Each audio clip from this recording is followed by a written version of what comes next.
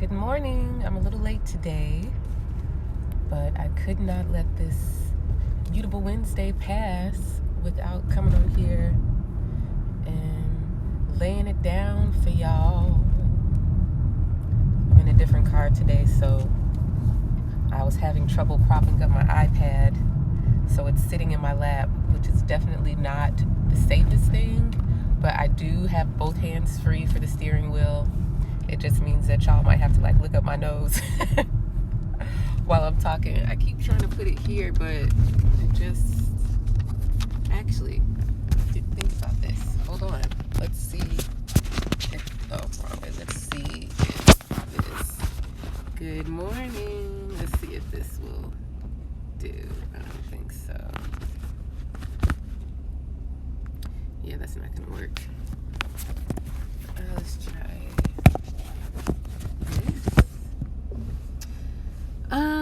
I don't know. Perhaps this will work. Yeah, so Jupiter's retrograde. It's Wednesday, Mercury's day, and the moon is going into Gemini, Mercury's sign. I always like to say the word for Wednesday in French because it literally sounds like Mercury in a French dialect. So you'd say mercredi, mercredi. So good morning. So Wednesday is Mercury's day.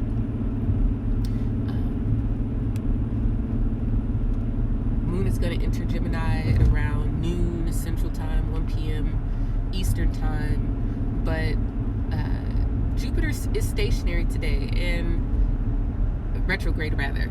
And I'm in my mind trying to figure out the best way to talk about it, because when we're talking about Venus or Mars or Mercury stationary, retrograde, or direct, there really is only a few days where that planet is moving very slow and sitting at a specific range of the zodiac. So for Mercury, it's really only a day or a day and a half at most where Mercury is going to be sitting, moving just minutes of arc, before it turns around and stations in either direction.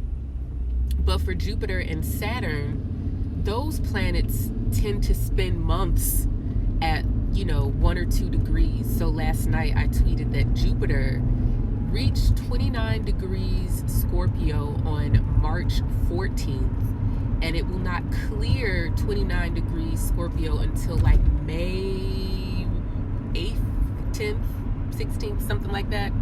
It was 8 weeks. Hey Mara, it was 8 weeks total that Jupiter is spending at 29 degrees Scorpio and 0 degrees Sagittarius. This is why I emphasize that the retrograde stations for planets like Jupiter and Scorpio today is nothing. Today, it's already happened, right? Because Jupiter has already been moving so very slow. I mean, Jupiter can clear several degrees in 1 month, but it's been sitting at 1 or 2 degrees for 2 months. So the station has really already happened. And I will take this moment to reiterate for some people, and it might be new for other people, what does it mean for a planet to station? I hear a lot of different takes on this, and the one that makes most sense for me is to talk about a planetary station like a Gaper's delay. And a Gaper's delay, if you don't live in a city that has traffic, a Gaper's delay is basically when there is an accident or remnants of an accident happening on, a street or an expressway. And even though there's plenty of space for everyone to drive at their normal speed, everyone stops or kind of slows down to turn and look and see what's going on. And so we call this a Gaper's delay. This is what happens when a planet stations. That planet is disrupting the flow of traffic, right? Every planet has a psychic or synodic cycle, as we call it, with itself and other planets. So we watch the narratives of two planets moving in relationship to each other. For example, Mercury and Jupiter have been a very, hey Nubia, Mercury and Jupiter have been a story or a planetary pair that we have been watching very closely, because around the Mercury retrograde in December and November of last year, and now the Mercury retrograde that we've just completed, has featured Jupiter and Mercury making multiple repeated aspects with each other. We haven't even finished the last square of Mercury and Jupiter, and that's tomorrow. So we call this a Gaper's delay, because Jupiter, in relationship to Mercury or whatever planet is making an aspect to it, is disrupting the flow of traffic. It's stopping and making a U-turn in the middle of traffic. What happens when a car stops and make a U-turn in the middle of traffic? Everyone has to stop, or everyone has to move in relationship to that. Jupiter I describe as reflecting back to us the role and importance of narrative and myth and story in our lives. We live in a Western culture which glorifies the idea of fact, material evidence, things being repeatable or reproducible in a material and consistent way. And we have zero space for mystery in our culture. We have zero space for saying, well, I don't know. We have zero space for saying that there are other ways of understanding things. I'm reading and kind of rereading this book called Analytical Theory and Practice of Analytical Psychology by Carl Jung, and it's a series of lectures that he did back in 1938, along with discussions from different professors and doctors and students that were in the audience. And what I was reading last night was, first of all, I know that some people find him problematic, and every white man was problematic in 1938, and most of them are problematic now. So I'm not going to dismiss what he's saying because he said some problematic things, just FYI. So anyways, what he said was so deeply insightful, and this was 70, 80 years ago, and it is still so relevant. He talked about the Tao, right? This Eastern concept, and he talked about how, you know, he came to understand what he did about dreams and about the psyche and the consciousness and unconsciousness and subconsciousness, not because of anything that he studied and researched in Western minds of Greek history and philosophy and all of those things, or English Renaissance thought and German philosophical thought. He came to understand what he did about those things because of his studying of Eastern philosophy and religion. And he realized that Western culture had no words and no language, no concept for something like the Tao. And the way that he explained it, and this is relevant because this is the nature of Mercury and Jupiter, what he was saying was that in Eastern culture, in Western culture, the example he gave was someone from a Western culture goes up to the beach in a box and a shoe and an umbrella and a ball. These random, quote, random objects wash up on the shore. And the Western person will say, well, obviously these things have nothing to do with each other. This is just by chance or coincidence. But the Taoist ideology would come and say, clearly there's a purpose for these things to show up together in this way, whether that is something mystical, whether there's a message, or whether there's a narrative or story to be told about where these items come from. And for me, it was really interesting because the Eastern way, the Taoist way of approaching and understanding things has always been the way that I understood things. Like, there are no coincidences. And so Jung had to come up with a word for this. He had to come up with a word in English, in French, or German, in Western culture to explain this concept as easily as possible. If you've been following my talks about mutable madness, you know why this is just so wild to even think about, this idea of creating a word to correspond with the philosophical concept in another language and culture. But the word that he came up with was synchronicity. And synchronicity is the importance of time. Again, this is something that Western culture really struggles with. We think we can control everything and measure everything and reproduce everything. And it's just not the case. There are things that occur that the only word for them is synchronicity. And so this word becomes really important when we're talking about Jupiter, because Jupiter talks to us about how we prescribe meaning to things. And things have meaning because of the significance of the moment. right? Your dreams have meaning because of the significance of the moment. You say what was going on in your life, what's happening in your life, what's happening today, what are significant events, right? And that dream is significant because of what is happening in your life at the moment, right? Jupiter stationing retrograde is something significant to a moment where we are rethinking and revisiting and stopping and going back to figure out, why do I tell this story about myself? Why do I tell this story about my life? Why do I believe this? Why do I believe the world works this way? This is so important because change truly comes. Change truly comes when we can tell a new story. If you cannot tell a new story, you cannot have change. Now, sometimes the story gets snatched from us, and in one fell swoop, our eyes are opened and our minds are blown because the reality that we have lived is disrupted to the point of being irreparable. But Jupiter station, especially when Mars is not involved, is not that dramatic. It's really a moment to understand what our current experiences are asking of us. They're asking us, why do you even think this is true? Why do you believe this?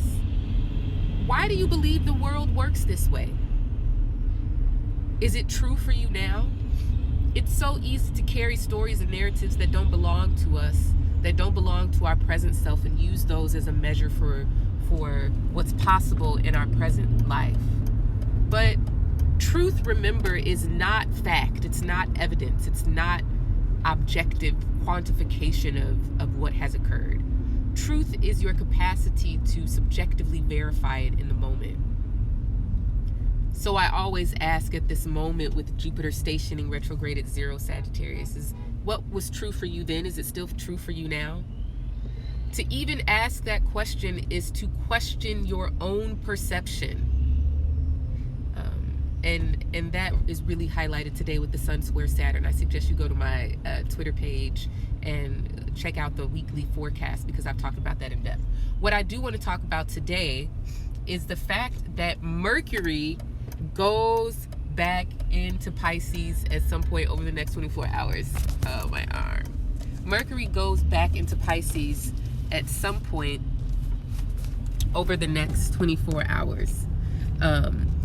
And I've got videos on this. I've talked about this at length.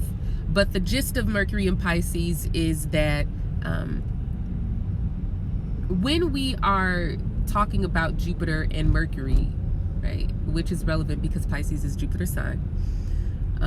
When we talk about Jupiter and Mercury, we're talking about anything.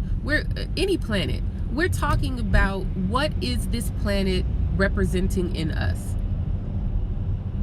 For Jupiter, we're talking about narrative, story, and myth, and belief, conviction, intention. And intention is the fuel that motivates action. And so I say, at this moment of Jupiter's stationary retrograde, Jupiter stopping and pausing and turning around to go back and finish up in Scorpio, that action is an approximation for intention. But of Mercury, I say that words are only an approximation for thought, right? Mercury finds the correspondence, the closest correspondence, which was so fascinating that Jung would have to create this word because of prominent placements that he has in Gemini. That's what Gemini does. They name things, right? They find the correspondence. They translate and interpret. So Mercury was in Pisces back on February 24th until March. I don't even remember. But these dates are important because Mercury is revisiting that. So let me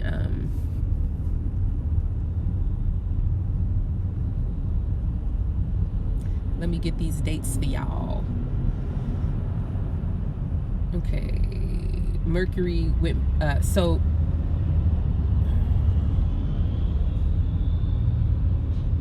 February 24th until March 14th. Mercury traveled 0 to about 5 or so degrees Pisces. So Mercury going into Pisces finishes up its transit of its retrograde shadow. So the important thing is to be thinking about February 24th until March 14th, as Mercury went over 0 to 5 degrees Pisces once, then it stopped and went backwards. So this is the last time.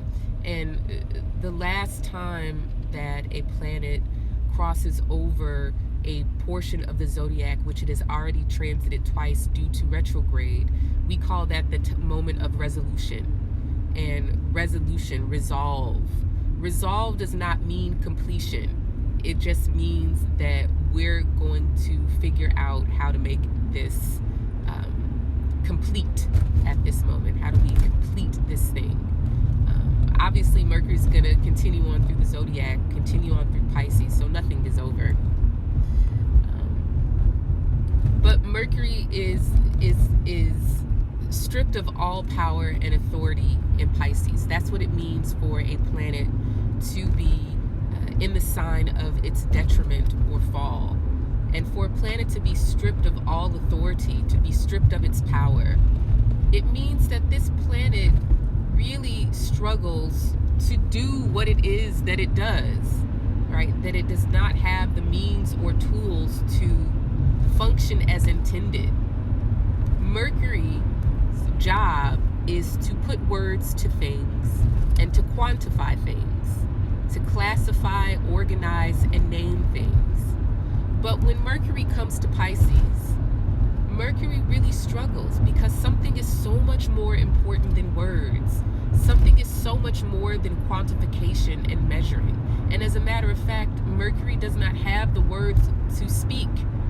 Mercury does not have the tools to quantify in Pisces, right? It doesn't have any rulers or calculators. That's Virgo. It doesn't have any scales. It doesn't have a dictionary or a thesaurus.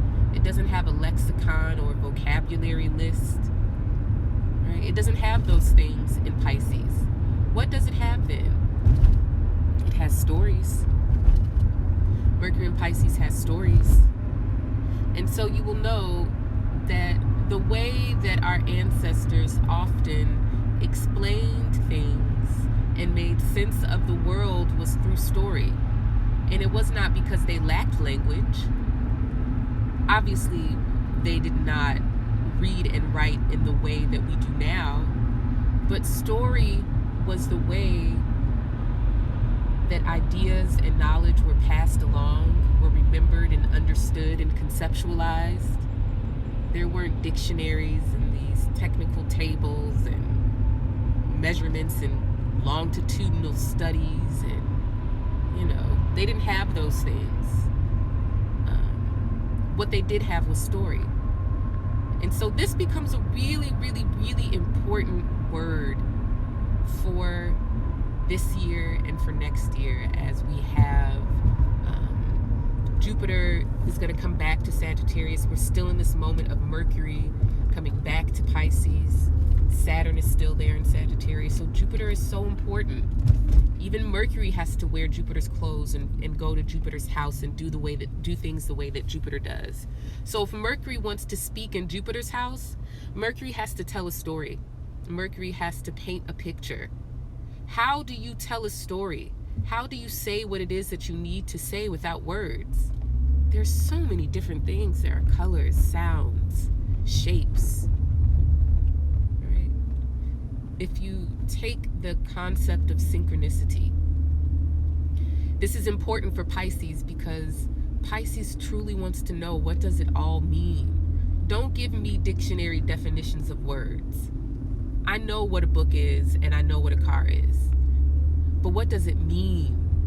Right? So we're challenged to set aside our need for quantification and evidence, to set aside our need for things to make logical sense, set aside our need for a method, and really say, what does it mean? What does it mean? I've done a couple videos, or mentioned in a couple videos, one specifically about how this is a really difficult time for Virgo, that Virgo is really getting the brunt of what is going on in the sky right now. And this is because